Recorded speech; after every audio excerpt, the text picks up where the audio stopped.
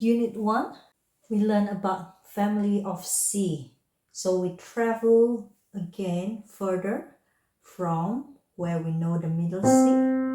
On the right side, which is high treble C, and in the left side, which is bass C. And then if it's outside the 5 lines, it means you outside your shoulder, which 2 lines on the bottom and 2 lines on the top is all C.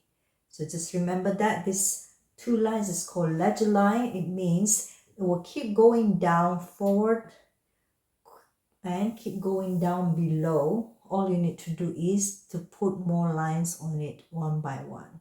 So now we have low C, bass C, middle C, treble C, and high C, which is outside your shoulder. Moonwalker, playing all the C from the lowest to the highest. Slow version.